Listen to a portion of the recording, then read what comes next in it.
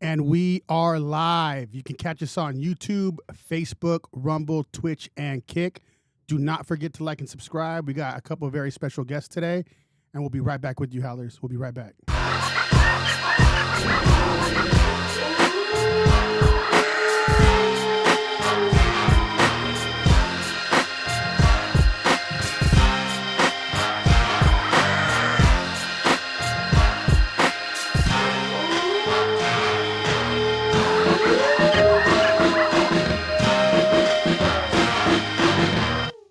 Howls over Baaz. I'm Jacob Casas. This is Ambishun, the Black Cup. And we have two very special guests today. I actually know them personally, but I'm going to have them go ahead and open up and introduce themselves. And we'll start with you, Daniel. If you want to introduce yourself, tell them a little bit about what you do, who you are, and what you do. Yeah, I'm Dan Thompson, and I'm right now just I do construction management, and I do winemaking and wine growing on my side gig right now. But I've been a Christian for pretty much most of my life, moved around a lot, but I served 7 years in the military as a helicopter pilot. Did 2 tours in Iraq, and then Army wasn't exactly what I was looking for as far as long term, so I decided to get out, and that's when I met my wife. But really, my story is pretty complicated, but what's really important is that about 8 years ago is even though I was a Christian, I lived my own life, always about, the party scene and things like that. But, 8 years ago, it was a radical transformation because shit came out about the life I had been living, and it just put me in a place where I am either going to face life or death at that point. And so for me, I was faced with the decision to fight for my marriage, and to I finally started seeing how deep God's love and Christ's love was for me when I was so far from him, So he started me on a journey of recovery and attempted, reconciliation, which has been, good, bad, and the ugly, but we've been fighting for us, this whole time. But, so after the Army, I worked at, was a track manager. I managed railroad construction. And then, about 7 or 8 years ago, I started working for another company. Now I'm a consultant for engineering maintenance for railroads. And so I'm a construction manager by day, but like I said, I have started because of the choices I've made in the recent past. God has allowed good things to come, and one of which was starting a vineyard and winery back in 20. Well, let me start. First thing that really started it was being allowed to remarry this woman beside me. And so we renewed our vows December 29th in 2018 up in Pismo Beach. Congratulations. Oh, it was awesome because our whole, all our kids, we have 4 kids, they were able to be there, to be part of it. But it was truly a renewal of our vows in all sense of the word. And then 2019, we started vineyard and winery. 2020, we planted grapes in Wyoming, hybrid grapes that can handle cold temperatures. So we've been 5 years now, and we are pretty much in a place where we're going to see a harvest. Like, we're growing, they're thriving, but it really that whole journey, it parallels the challenges we face in our marriage because we're pruned, we're watered, we're fed, we're through, and it's painful. It's like sanctification. It's painful, but through hard work and making those choices to what we're going to do to make sure that the conditions are optimal, we see growth. But it's not always like just, oh, everything's perfect. It's up and downs. Yeah. Does that make sense? Yeah, completely. Yeah, we'll get more into all that too right now. So I'll have you introduce yourself to the audience, tell them a little bit about who you are and what you do. Yeah, I'm Jennifer, grew up in Colorado, moved around a bit. After high school, I started college, and then September 11th happened, and then that's when I enlisted into the Army and moved to Germany, deployed to Iraq in '05, spent some time overseas, and then came back, started college again, and then met Dan, and then moved around with the railroad, became a stay-at-home mom, and eventually, through recovery, I went back to school, finished my bachelor's, finished my master's, and now I work as a mental health counselor. Oh, okay. We need you in for some of these girls that we have coming in. we have someone's coming in, but yeah. So how long you been a mental health counselor? I graduated in 2022, so the last 3 years. How's that been then? Because you guys were talking about the marriage and all that, and you being a mental health counselor. How has that been for you? Well, it's funny because in the Army I was a dental hygienist, and I loved the dental field. Always thought I'd be in the dental field. Probably look at everybody's teeth now, huh? I do miss the dental field. But I've done so much personal counseling and so much personal work and growth that it just seemed like the right next step. But honestly, like my GI Bill was expiring, and so I thought, I just need to go back to some classes. It'll help me, through betrayal recovery, and so one thing after another. Yeah. Well, that's cool. I mean, what school did you go to? Didn't you go to I went to West Point Military Academy, graduated in 2000. And that's a big school. Yeah, that's amazing, man. Yeah, we're going back to New York in a couple weeks for my 25th reunion. So you got to be a smart guy to go to that school, man. So tell us a little bit about your relationship with God right now. Yeah, so I'm, as I mentioned, recovery. We have a term that's called yes-based sobriety versus no-based sobriety, and so, for me, what I learned through all the years of my addiction and sin and everything is that I was trying to fill something that couldn't be filled by anything but a relationship with Christ. And so when I started recovery, I started going to 12-step type groups, did that for good about a year, and it was the first time I was able to truly share the deepest, darkest things. Mm-hmm. Like it was that was the scary I've never faced something so scary, including combat, as being able to share who you really are or who you really were. I feel like for a lot of men, nobody knows who you really are. Yeah. We have so many secrets and so many different identities in a sense with different people, different groups, or whatever the case is. Yep. So I mean, that had to have been hard. It's most of us men walk around wearing masks, and that mask says, "I got it all together. I know what I'm." I'm not one of those guys. I got my shit together, and you know what? I'm tough. I can handle all this stuff. But in reality, we're hiding who we truly are.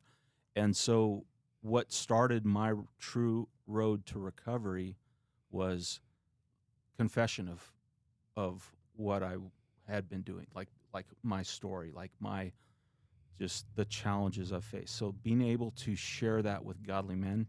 Initially, it wasn't necessarily godly because I was part of it. It wasn't like a true religious faith. But a few months, maybe 6-7 months in, I was actually Jen suggested it. She said you should look into this Every Man's Battle workshop.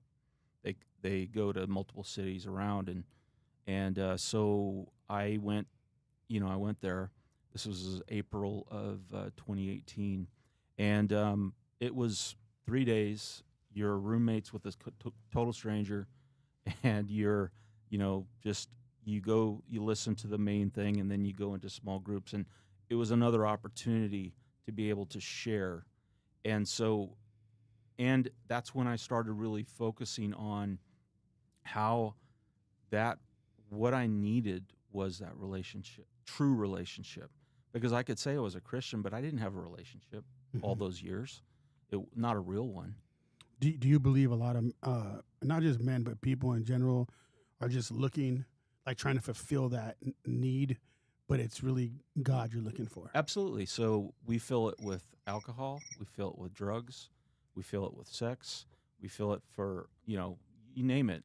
Sometimes I filled it with work too. Like it wasn't just, I had an addiction for work. When I worked for the railroad, I probably worked 80 hours a week. And I was, another thing I found was that I didn't know this right away, but I was always trying to earn the respect of my family. And it wasn't necessarily my immediate family. It was, it's actually my dad's family. Dang, yeah. It's like, It makes a lot of sense. I feel like a lot of men do that. like my dad was always like, he was a hard worker, but he was always kind of he kind of went left when everyone else went right, or vice versa. He was, you could call him a black sheep. But, he was brilliant man, a good father, but he was a terrible husband too. But I seem to, when I've visited family, I felt like almost like there was parts of me that said, like, I'm not related. Maybe I'm related to them because I really looked up to my dad's family. And so I always felt like so my whole life, it was like I was trying to earn the respect of my dad's dad, my grandpa. And I didn't realize that until I went to Every Man's Battle. And so I had been trying to fill that by,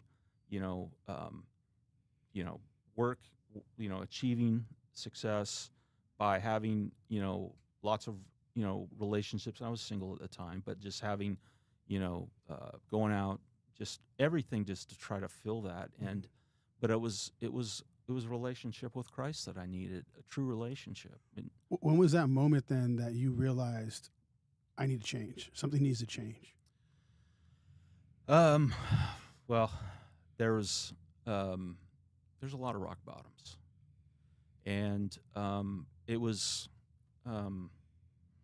so I guess I should really, and this is this is really deep. So, the first 10 years of our marriage, well, first of all, before we even got married, like, I didn't realize it, but I was a sex addict. And I was, like I said, I was trying to fill that void. But like a lot of people, like especially a lot of Christians, like I was truly looking for the right one. I just didn't, because in my mind that would solve all my problems, right? It's like you get married, it's like that'll solve the Marriage problem. solves everything, right? Yeah, and and it's not true. Like in fact, I've if in I believe that actually the temptations and the attacks are actually stronger once you get married, and so those urges, the acting out and things like that, it wasn't it wasn't too long into the marriage where I started crossing lines, and so every time I would cross a line, that's when I would begin to have immediate shame, immediate they call it the shame cycle. You start with you act out, you have shame, and you're like, I can never do that again. I'm going to take this to my grave. Like I'm just going to stop doing it. Then it's like you start dealing with life. You start dealing with stress, all these things, and you're like, I know what makes that go away, but you forget that makes it go away makes it worse on the other side. Yeah. Just like, I mean, I've never been addicted to drugs, but I'm told that like cocaine, heroin, all that stuff, it's like that. Why do addicts continually stay in that cycle? To forget. Yeah. And then it's like, then you start thinking about it. Then the thoughts, right? Thoughts come, and then the next thing that comes after thoughts is rituals. Like if you're an alcoholic, you're like, oh, you start having a thought, and then the ritual is, I'm going to drive down that same street where the bar I usually go to. You're not doing anything. You're just driving, right? But you're doing the same patterns that you do when you then like, I'm just going to stop in. I'm going to just drink water. Next thing you know, I'm just drinking beer. That's not alcohol. And next thing you know, you're right where you were. And then you're like, how could I do this again? And it just went progressively. I stepped out of my marriage first 10 years of my life. And not only that, but the worst thing was that I literally did so much to keep my secrets inside. I isolated. If anyone knew, my life would be over. If they knew who I was, that's how I lived. That shame. If they knew who I was, they'd be gone. With you, with you speaking about right now, people knowing who you were and having to wear a mask. Mm-hmm. Do you feel like in that journey, in that struggle to even get to that journey and start that journey, that a lot of us men don't even start the journey because we are afraid of not only being judged, but not receiving the proper help that we need? Absolutely. There's the fear. It's that fear of being known. And God, and God calls us to be fully known. So we even hide it from God when He knows it. It's like He knows what's going on, right? And we hide it from Him. And so being fully known, confess your sins one to another, that's what starts freedom. But it's that fear of taking that step. It's the fear that if they knew you, they're not going to accept you. But how do you find that safe space? Because often enough, for us men, it's hard to even locate that safe space. It is. I'm actually part of a group meets Friday mornings in Redlands, California, and I mean, I kid you not, this group has probably in the group me or the list of all the people that are there, I think it's 300, 400 people, and usually there's groups like every single day. There's Zoom calls Monday through Thursday. We meet Fridays. So you still struggle with this daily? You feel like you need to. It's not that I struggle with it daily, but I know that you have to be disciplined. It's like working out. You Yeah. have to stay disciplined. Exactly, because Paul says there's nothing good in us, not one thing. Because if we're not focused on the Spirit, and because the worst thing that a recovering addict can do is say, I'm good now. Yeah. I mean, I've read through the big book of Alcoholics Anonymous because there's a lot of really strong principles. That was a group founded in Oxford back in the 1920s by Christians who realized that, they had their stories of like these guys that quit alcohol. They go, and I'm just using that as an example in the Alcoholics Anonymous, but they go 20 years, they retire and they're like, hey, I've figured it out. I can begin. I don't have to worry about it. I can have a little bit, and then within a year they're dead because it's like any other. It's like any other sin that you have to work it to. It's that the way that you continue to stay in Christ's presence is to meet with God. Called us for connection, and so what I never had and I do now is a connection with godly brothers. And because there's times where Jen and I we're very we're more emotionally connected than we've ever been before, but there's still times where I got to go to a brother. I've got to go to and so I go on Fridays just as many weeks as I can as long as I can. But what it is it's a safe space. There's guys that come in there that all manners of addiction, not just alcohol, drugs, sex, whatever, but it's a way that because what we do is we'll have someone who has been going a long time share their story, and most of the time it's a pretty freaking gnarly story. Yeah. And it's like when guys can see that we're kind of joking around with each other because we're on the other side, but we're like, but we can share the deepest things and say, you know what, I don't wear a mask anymore. But it's like you got to get that word out because it's like I don't know, one of the leaders of our group, he gets referrals from a lot of the counselors. So there's got to be a network of people like the pastors. Pastors have to know, in my opinion, they need to know that when people come to them with certain issues, it's like a general practitioner, right? A general practitioner receives the patient and says, "Hey, brother, you need to go see the cardiologist." Yeah. You know, so it's like there's knowing like, hey, here's some resources that are out there, because when initially I didn't know what resources there were, so I started just Googling, saying, what do I do? How do I work through this? And that's how I found the SAA group, you know. But it's like I had to have enough willingness and enough humility and enough misery to take that step, because it took misery for me to overcome the fear of getting help and finding help. Does that make sense? But how much hurt, not only did you cause the people around you, because in the midst of when you're a man and you're causing pain and people around you, how much hurt do you think you caused yourself before you actually realized this is enough?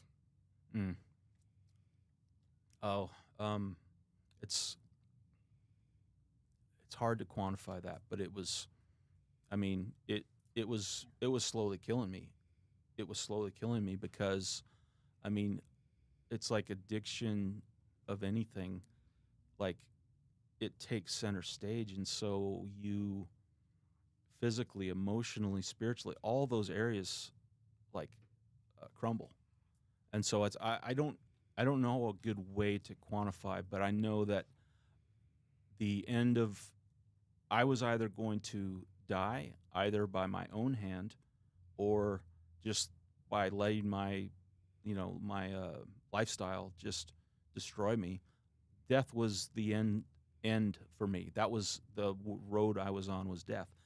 And when I was thrown a life ring, I had to make that choice. But it was, if I wouldn't have, I wouldn't be here. There's no doubt about it. So with you, Jen, how are you able to get past this? Was it being like connected with God and understanding the situation? Like what was the thing with you? So, like most addicts, they have to be caught. And so that's what happened is God divinely intervened on my behalf, because I tried to fix something, but I didn't have all the information, so I couldn't fix it. And so when everything came out, I actually was on my hands and knees praising God, because I was like, I'm not crazy. I knew there was something, I'm not crazy. And then after that, it was very, very dark place, because, in my mind, he was never capable of that. He would never do that. There's no way. And so it was like shock, just shock. And I was 8 months pregnant with our fourth kid at the time. And so I really trusted God in this process, because I thought, okay, this didn't surprise God. My pregnancy didn't surprise God. And then I had to trust his timing. And it was just a process, but I had my counselor, and the confusion, it's like biblically I can leave, but I also chose to have kids and bring them into the world, and chose to marry Dan. So now what do I do? And he's like, well, good thing you don't have to decide today. So I just allowed God to, work in me, and it's been a process.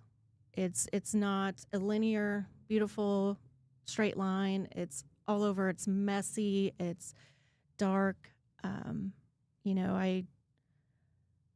The first 2 years I had a newborn, and so then throw that into the mix. And then I'm also taking kids to school, getting kids ready, packing lunches because they were still little.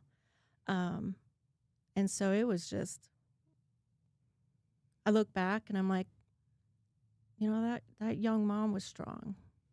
But I know that my strength was God, because I was so dependent on him through my depression, my anxiety. I was already dependent on him. And And there was times too where I was like, I felt betrayed by God, but how do you feel betrayed by God? Because he's like, well, he knew the whole time too. But it was his timing. I had to go back to his timing and his word and his truth. You know, I think that a lot of things we go in life, like I think that you know, we end up like thinking, you know, it's the end. It's like it's all gonna fall apart. But I think a lot of time, look at what he's even doing, all these classes and all these groups he's doing, and it almost looks like he's growing closer to God. I feel like we have to like completely fall, like before we start reaching out for God, and then when we do, we grow closer. And like, I mean, you guys are together, and you guys are always in church, and you can tell things are going on. I feel like you just got to keep growing closer, and I think that's what keeps you guys strong, keeps you together. I'm not saying it's always going to be easy. We know that marriage is hard.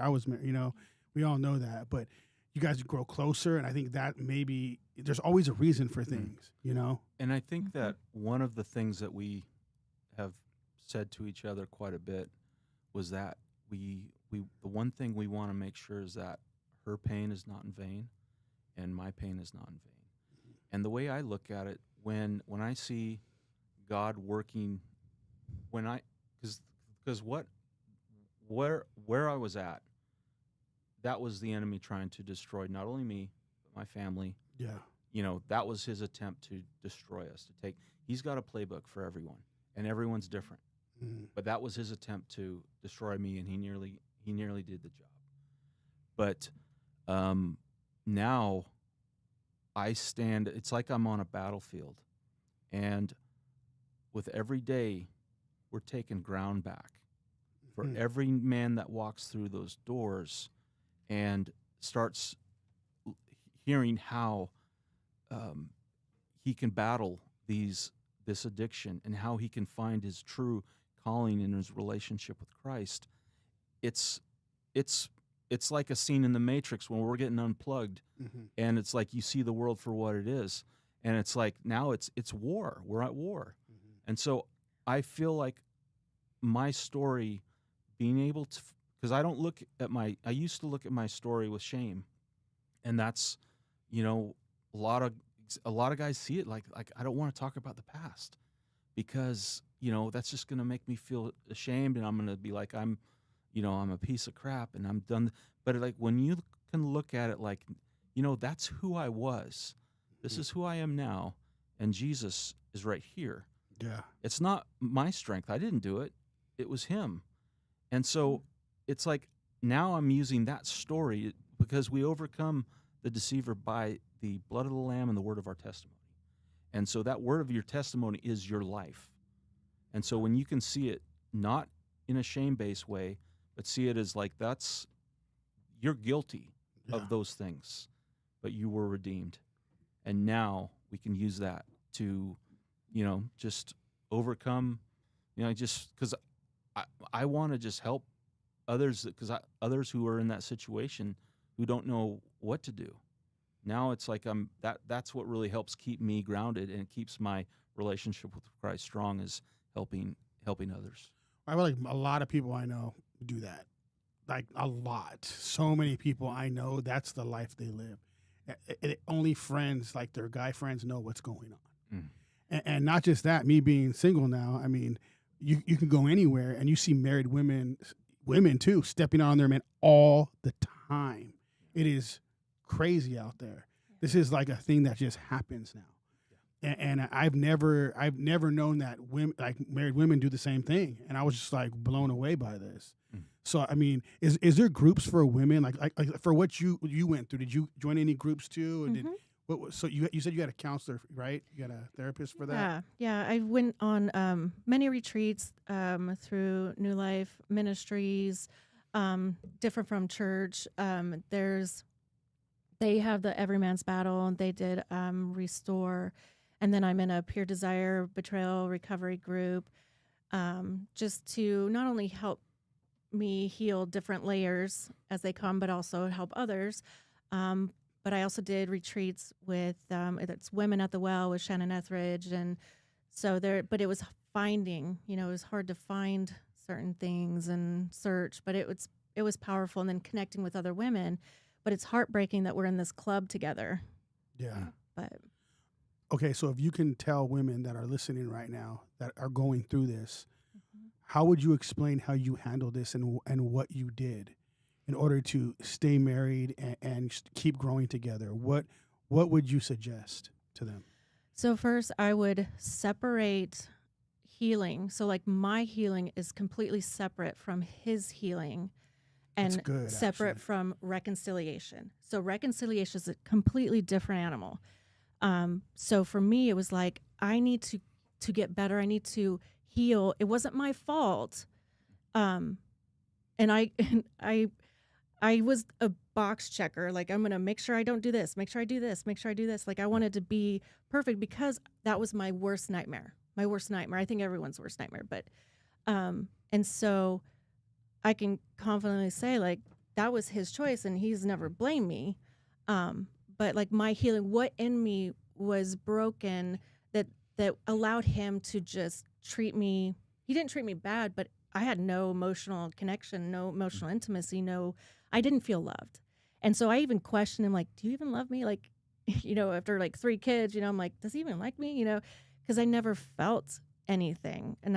But I was just like, hey, love's not for me. But anyway, so my healing was I'm going to get better. I'm going to heal because if I can't make this work, I can't make the next relationship work. I can't make, I have to heal. And so I had to separate from him.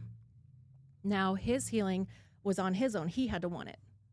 He had to want to be sober. And that was not for me. It was his decision.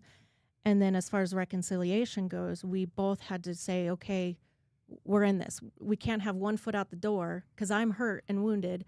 I can't have one foot out the door and be like, well, if, you're doing, you're getting defensive, I'm leaving. I had to say I'm committed. But that's big right there. So how did you make the decision and stick with it? Because we get women here all the time and they do not do that. They cheat because they cheated or they leave. It's a big old mess after that. So It's how did hard. how did you even say, okay, I'm staying right here and not step out or to leave or to do any of that? Because that's big. You don't understand how many times we hear this. Yeah. I've been doing this 2 years. We have all these dating relationship podcasts. That's all we hear. And it breaks my heart because, betrayal trauma is an injustice, right? It's not fair. It's, we didn't deserve it. We didn't, it happened to us. Right. And so our flesh and our pain, and I saw it in the military, like people would, destroy uniforms and throw things. And, it's one of the most deepest pain. I mean, we I think there was times where I wanted to go back to Iraq because it's like I knew who my enemy was, even though he wasn't my enemy, but it was like it was so personal. I mean, betrayal trauma is so personal. And so, sometimes the verse that I kept hanging on to was be still. And the Hebrew word for be still translated was let go and know that I'm God. And so it was just this like surrender to say, I'm broken. Like I'm because it was hard. Like it was tempting to like 5150 myself. I mean, it was that bad. And I was pregnant and there was times where I couldn't even eat and I didn't know if I was going to miscarry. And so there was like the timing of everything, trying to trust God. And it was, just finding godly women, support, prayer, groups. But even then there was shame. I was carrying shame because it was like, well, if anybody found out, what my husband was doing, they would probably judge me and say, well, it's probably because you didn't do this. And it's probably because you didn't do this, so the blame gets put on the wife. And so it's a lot. With and we both had to make that commitment saying we're not going anywhere. We know it's going to be ugly. But this is the other thing I wanted to, kind of mention is that, a lot of guys fall into this situation and most of the time they're caught by their wives. Mm. And so their only focus is to try to save their marriage. and that's the worst thing you can do. Or even lie. Just no, Yeah. it didn't happen. Well, You know, even it's once like, you get yeah. past, once it's When- like once it's that over, they're yeah. dead to rights, Yeah. their focus is I just don't want to lose my marriage, Yeah. and that's the biggest mistake they can make, because if I don't recover for me, because who knows what's going to happen? She may leave. She may say, I'm done. I can't control how only my best chance to save my marriage is to make myself right with God and to Yeah. take care of my recovery. Because if I'm trying to do this and try to do that, then I'm half-assing both, right? And so you have to literally have that attitude. I don't know if my marriage will survive, but I know that I've got to make myself right with God in case it doesn't. But I know that the best chance I have is for her to see that I am following Christ and that I am in full pursuit of Christ. That's the only way that I have a chance. And luckily, my wife has been so supportive, and I am truly blessed for her sticking by me. But I had to focus on me, and I still have to. You can't just neglect. Like, recovery is it's You really, can slip so easy. Yeah, You know, and it's it- like it's just Mhm. we're- yeah. we're dudes, so we get that. You know, like it's Yeah. easy to slip. Especially if you just start going off, being in the world, not like forgetting about God and not reading, not praying. It's easy just to all of a sudden, boom, you're like somewhere where you shouldn't be, and all of a sudden, like something's happening.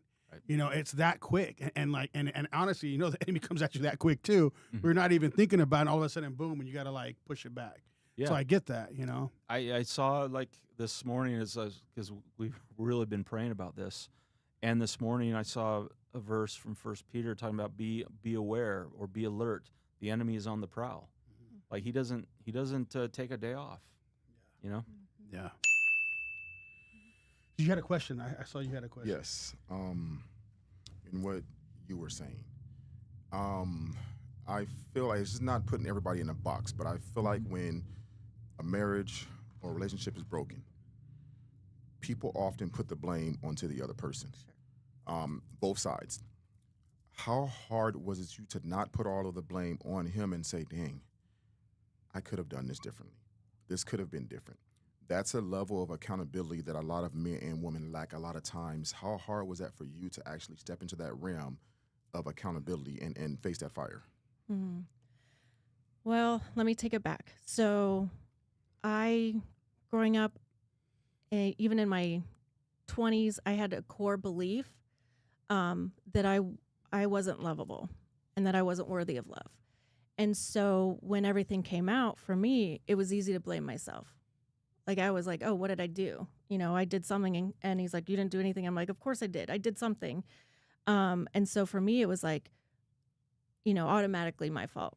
But then through the healing process, I had to consciously, not based on feelings, right? Feelings can be deceptive.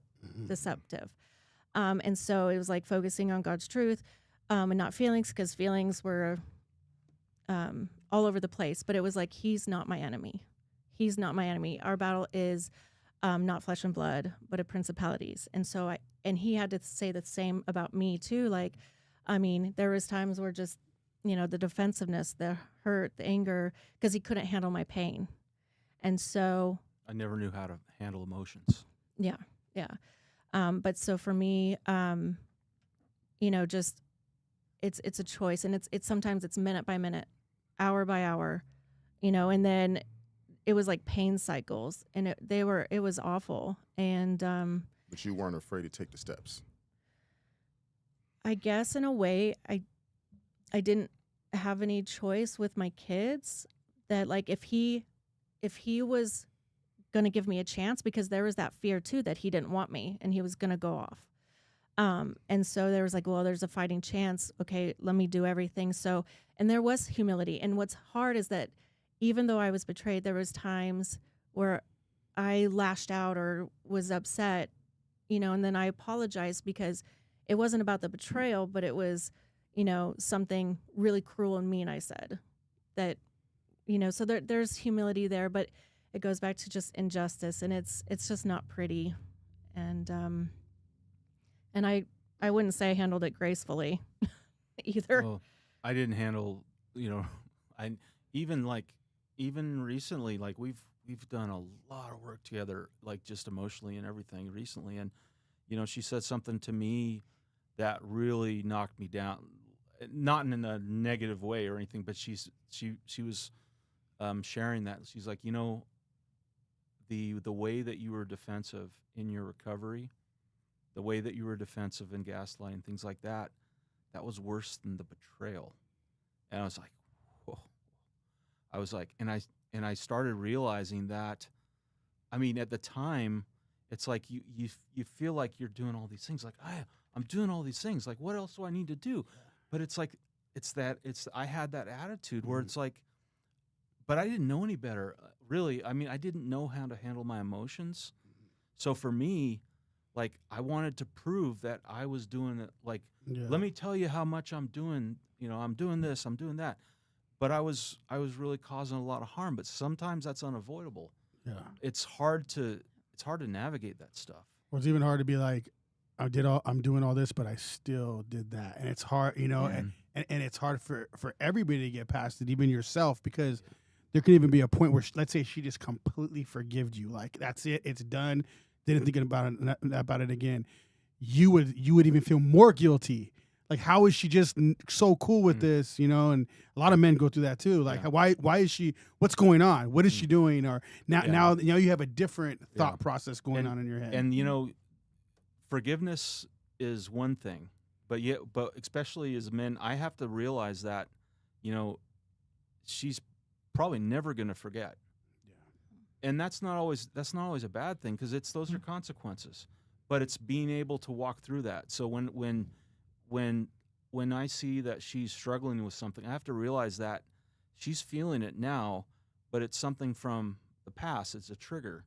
And so my emotional maturity has to be enough and security in myself to know, okay, it's like, okay, I realize this is not about right now, but I realize it's because of my actions. And so I need to support her and just say, look, she needs to know that I always remember the damage that I caused. And it does bring me to tears, because I look back and I say, I took this amazing gift that God gave me, and I just, my selfishness and my, the damage, it's hard to swallow sometimes, but I'm getting better at being able to recognize and feel that sorrow. Sometimes there's joy in sorrow, and it's like it's sorrowful because you see what you did do, but it's joyful knowing that even with all of that, God never gave up on me. He never left my side. And there were, in a long time, I would say, look, God, why did you make me this way? Why am I doing these things? And it's like, even then, I do remember a very soft voice saying, tell her. And I was too cowardly. And that's why, he kind of nudged a little bit, and my work phone and my personal phone fell off my truck driving from Yucaipa to Redlands, and I ordered new phones, and my wife, who's a little bit of a techie, says, I'll help you set them up. And we talk about that too. Wives are detectives. They probably make the best cops in the world. I wasn't even looking for anything. Oh yeah, she was not looking for it. Trust me. No. Well, so basically, what you guys went through, I went through. I'm divorced now, though.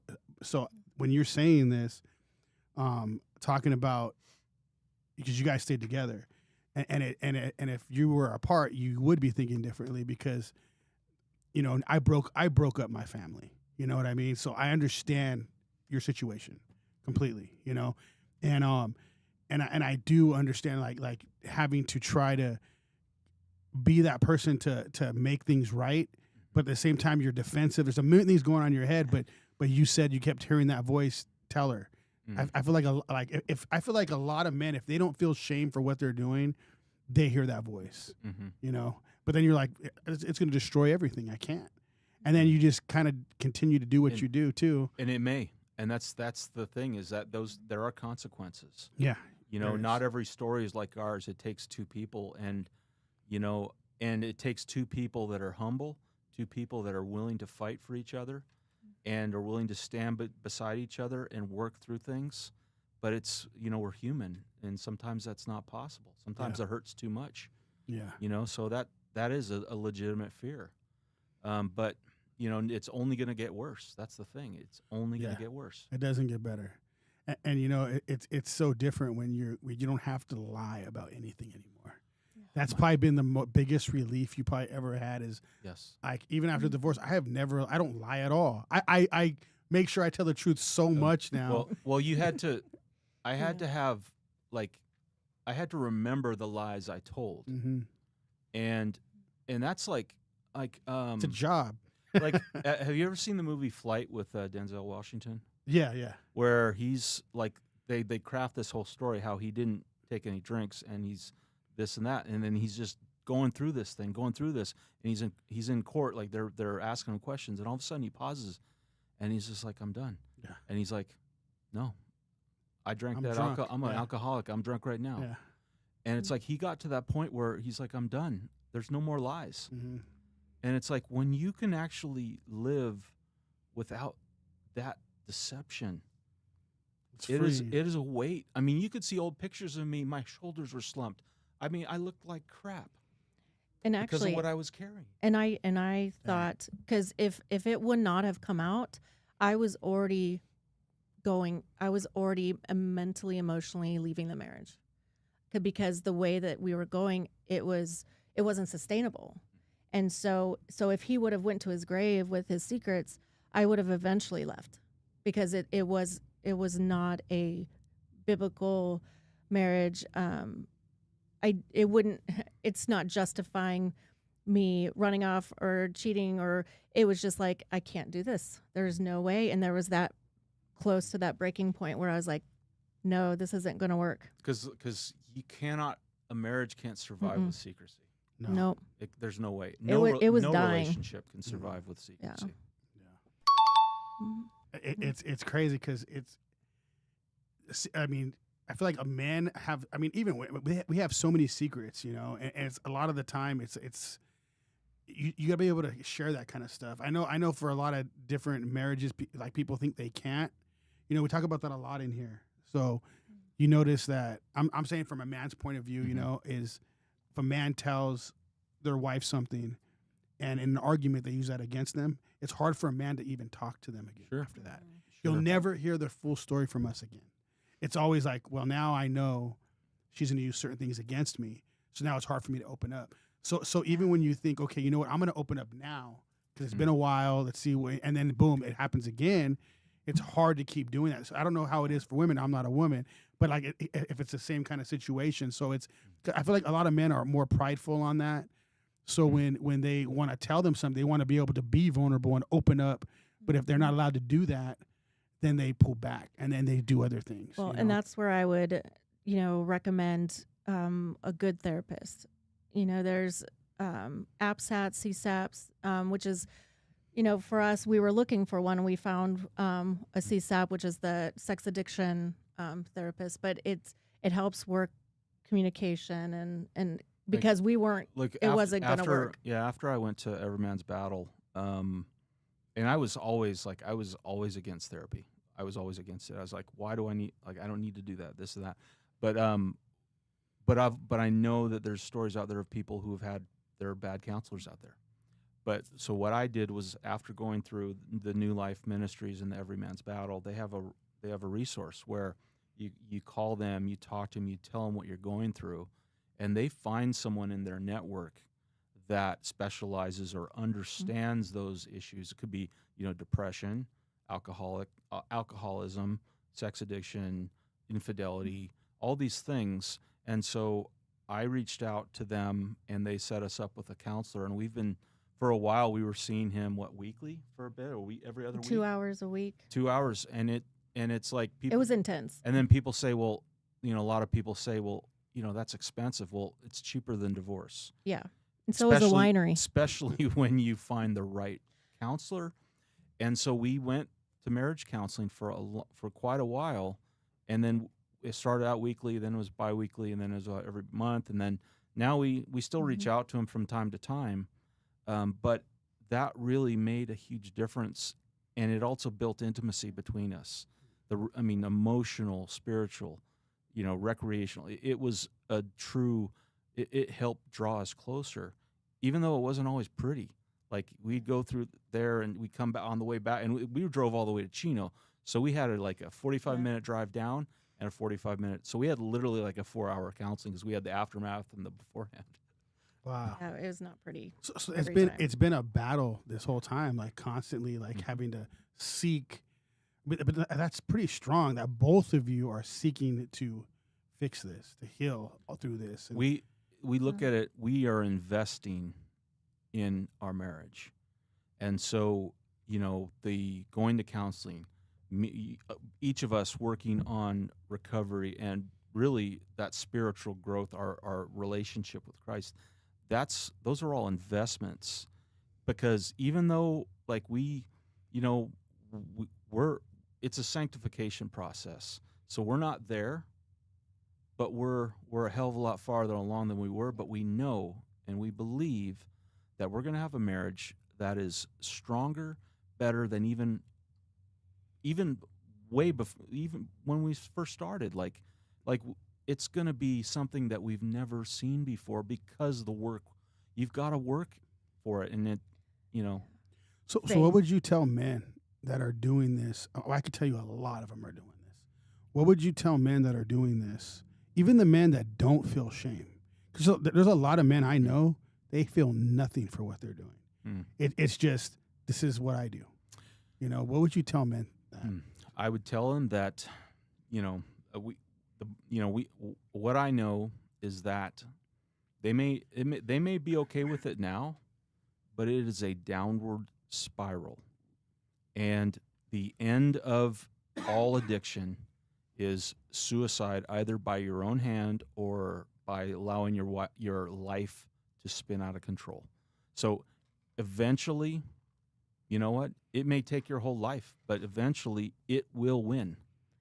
And so it's here's the thing too, which is sad. It's frustrating to me, is that you'll have guys come in and then they kind of share where they're at, and then you don't hear from them for about 2 years. And then they come back and they've truly hit rock bottom. Sometimes you don't have enough misery, because you have to, for the guys that don't feel shame, they don't have misery. They don't have enough misery, and unfortunately it takes misery to make us to change habits. And what would you tell women that are going through this and for you decided to stay by him? What can you say to them, like why you decided, and what made you make that choice, and what because obviously you think it's better for you and your family. So why should they make that choice? Sure. Well, I had a chance. I had a fighting chance because Dan was willing to go all in too. Because some women don't have that choice. Some women are left or abandoned. I think for me it was eternity. Like I was thinking, I was eternity focused. For my kids, generations. Because I chose to have kids, and what can I do to protect them and shelter them as best as I can through all this. But early on, it was, I think when we renewed our vows in 18, but even then I still struggled a little bit to be all in. And then I knew that I couldn't reconcile unless I was all in. But then that was a choice. And it is a scary choice. But it's a, like I said, 1 minute at a time, 1 hour at a time. And it's tough. I don't know. It's tough. Well, we have some people in the chat. You want to read the chat real quick? Yes. A couple people in there. Kaylin Washington says, I love you guys. Give them the burn. Lemony Fresh News says, great message, 100 emoji. Lemony Fresh News says she's a goat with the goat emoji. That means greatest of all time. St. John's Gaming says fire. So what we're gonna do too now is that your daughter in there in that one? No, because that's a different last name. Washington. That's why I was wondering if that was her. Oh, Worthington. She Oh, used to. Worthington. She was our au pair. She used to work. Oh, She helped okay. with our kids. Oh, okay. Mhm. Okay. So- What we're gonna do is we do this with power. I know you haven't been on it for the power couples ones and things like that yet, but we do the knee to knee. Mm-hmm. So we're gonna have you explain to tell her what you love about her and who she is to you, and we're gonna do the same thing with you. Okay. So we'll have you start, and I keep the mics right there so everybody can hear. All right. It's knee to knee, knee to knee. Knee to knee. Oh. Yeah, so you guys look straight at each other. Okay. Oh. All right. Here, let me. Chord management is really important. So, you, to me, are more and more beautiful with every day. You know, when I thank you. You know, one of the prayers that I prayed almost on a daily basis is that God would give me eyes only for you, and He's delivered on that promise. And so I see you. I see it's not just your physical beauty, it is the woman you are, the godly woman you are, the woman who has stood through a hurricane, stood in a hurricane, and you haven't faltered. We've both had our ups and downs, but you've never given up. And I am so proud to be by your side. And I love you with every day.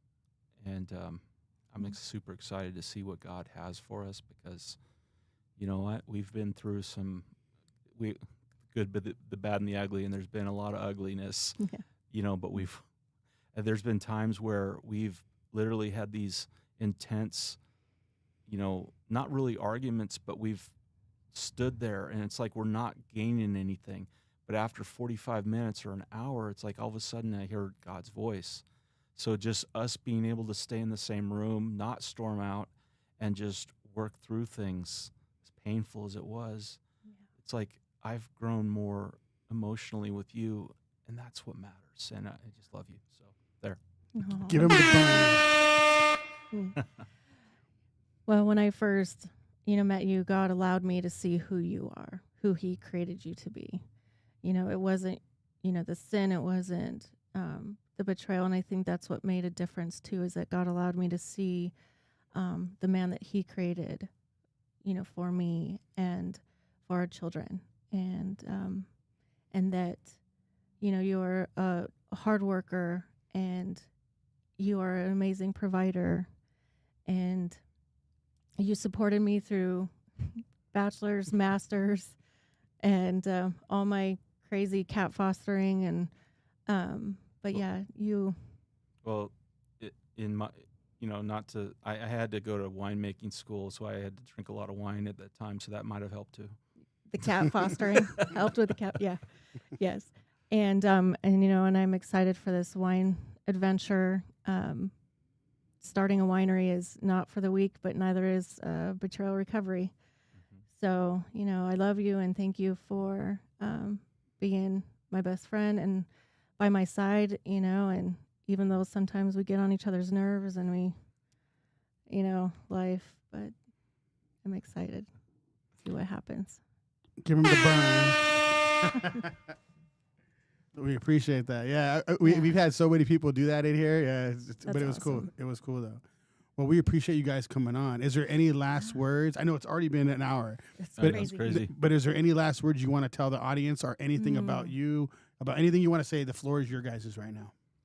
No, just that, like I said, we're working towards, pushing through, getting, bonded and licensed with that. I'm still, that's still my side gig. I love my job, but, but you know what? We Sinks Canyon Vineyards and Winery is our motto.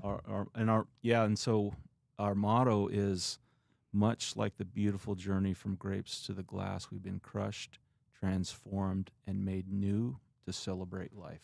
That's dope. why we started it. It wasn't to just start a winery. It was really like, Yeah. I'm kid you not, we'll be out socially, and either one of us will start just telling total strangers about our journey, and it's like that's when you get to that point, Mhm. that's when shame is out the door. Yeah. And it's like you see every conversation we have, getting to know people, is an opportunity to just share what God's done for us. And a lot of times it's over a glass of wine or a nice meal, but that's what we love doing. And so, that's been this opportunity, is to, hopefully we can get to a point where we have, our own place, tasting room, what have you. Yeah. But yeah, That's cool. I like Yeah. that. So dope. I like that. You came up with that, or you heard Yeah. that? I came up with it That's Yeah. dope, dude. I love that. because Yes. that's the process of literally taking a grape And which is- sanctification. and You gotta make a commercial. completely transforming it into, alcohol, wine. You got to make that a commercial and say that in the commercial. That'd be dope. Yeah. Definitely. So, any last words from you? Yes, I would tell all the women that are hurting, that have been betrayed, I would say that you can heal. The relationship might not, but I have 100% hope that your heart can be restored and made new. That's good. And you know what? We have some more people in the chat. Why don't you read the chat real quick? Yeah, let me see. We have Mindy, amazing story. Isabel, Love, Jen, and Dan, they are both amazing. Lemony Fresh News, women like her don't exist anymore. No cap. That's just one of our people that just watch us. We don't That's know awesome. who they are. They're always in the awesome. chat. Yeah. Yeah. Then we have Isabel again. She says, Jen is one of the most beautiful women I have ever seen and met. Oh, that's my bestie. We appreciate you guys all watching. Please like and subscribe. And we're going to close this out. So Howls over. Oh, actually our slogan. So it's Shed the Sheep. So we're on 3. We're going to look at the camera and say Shed the Sheep. 1, 2, 3. Shed the sheep. Howls over Baaz. I'm Jacob Casas. This is Ambishun of Black Cup. Dan Thompson. Jennifer Thompson. We appreciate you guys for watching. Please like and subscribe. We'll be back at 7 o'clock, and we are out. Peace.